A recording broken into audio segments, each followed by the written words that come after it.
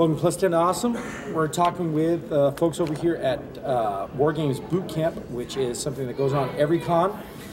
Great group of guys. What they do is they have War Games, board games over at the board game section, and they invite people to come over, play their games, and learn how to, and basically teach them how to play all these variable type of games.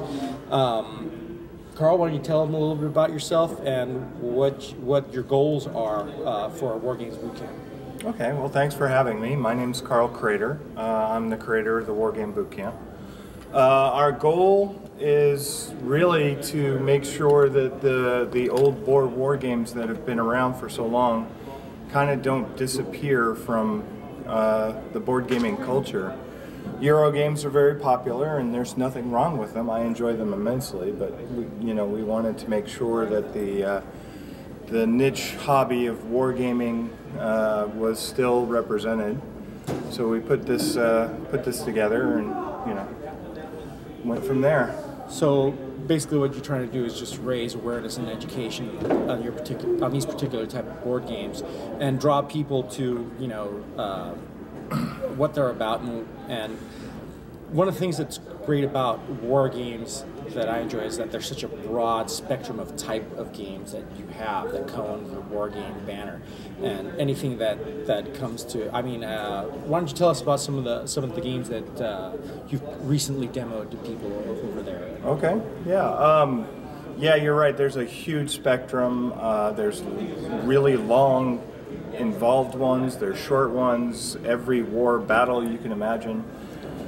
This weekend, one of the very popular ones that we did was not technically a war game. It was called 1989: The Dawn of Freedom. It's a sequel to a game called Twilight Struggle. It's a game set in 1989 when all the Eastern European countries were struggling with democratic movements that were trying to break free from the communist regimes. And it's a game of influence and kind of political intrigue, where you play cards that do events and do things where you're trying to gain control in certain areas of a country, either the student population or like the workers or whatever. And it kind of follows what happened in 1989, so you kind of get a much deeper feel for what happened. So not so much a war game. Well, war as in politics is war, but it's definitely a very historical game, a very topical game for a situation that really didn't happen too long ago, and brings you into that world. Now, how is that game played? What do you have, a game board or a map? Or? Yes, you do. You have a map with each of the European countries from East Germany down to Bulgaria, and you have cards. Now, the cards can be used to either add influence in certain areas, like if you want to swing the students to the democratic side, or you want to swing the workers to the communist side, or what have you. And the cards also have historical events that actually happened. Oh, wow. So it's kind of cool because in the back of the rule book, each card, the historical precedence for why they made that card is listed in the back of the rule book. So you can actually look at, the card, and you can look at it and say, wow, I wonder what they're talking about here. You can look it up in the back of the rule book and see what really happened. Like, they have a David Hasselhoff card because he actually stood on the Berlin Wall at New Year's Eve and sang to all these screaming German fans, which actually politically switched East Germany even farther to the democratic side. Who the hell knew that Knight Rider had such a political influence, huh? Yeah. Oh, I need you, kid. But no, it's incredibly educational game. So one of the great things about war games to me is that they're usually very historically based. So like you said, you have just about every war or battle that's ever happened in the world. There's some kind of representation of it in some kind of war game or another. And Jason Matthews, I believe, was the game designer for that game. Correct. He actually went to high school with me. Oh, there you go. And I spent an entire semester in high school playing diplomacy with that guy during lunch and having him just beat the living snot out of it. It's all beginning to make sense now. All beginning to make sense. He was the head of the Model United Nations in my high school, which is how I met him. So, yeah.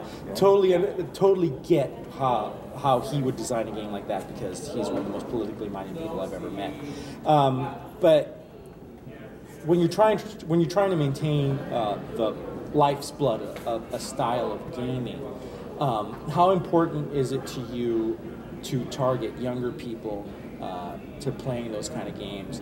And do you try to tailor games that have a more of an entry level difficulty for people that might be younger and might not obviously want to play a game that's about the Cold War, because they probably don't even care? Yeah, absolutely. The younger audience is a little bit more difficult to draw in on historical significance, because that's not necessarily where they're at, since they're studying it so much in school and all that. But actually, the Wargame Bootcamp is geared towards kind of gateway entry-level war games in general, not just for the younger population, but for anyone who hasn't played a war game that wants to try one. And fortunately, that makes it easier for the younger audience. We kind of focus more on cool rule things, that they might enjoy, or tanks is always a big draw, of course. I saw a really cool with large hexes with World War II airplanes. Yes. It looked really.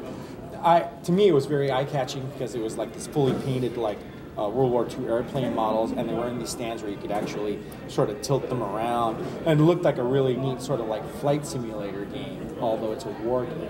Yes. So you really rely on a game like that to sort of catch somebody's eye as they're coming by and say, "What the heck's that?" Admittedly, so yes, we do try to pick the games based on visual appeal, as well as the entry-level factor and everything else. So you're going to have somebody walking in from the miniatures room and see something like that, and it's automatically going to be linkage. Yes, yes. That game is actually called Axis and Allies Angels 20. It's a brand new game that came out, and it is Avalon Hill has been branching out with the Axis and Allies franchise into the miniatures area, but they've been doing it in a collectible miniatures way. And they have a land, a sea, and now this air system, which is actually really fun, really light. But for those who want to go a little deeper, they're doing scenarios and trying to do historical things with it, that for the those that really want to kind of delve deeper.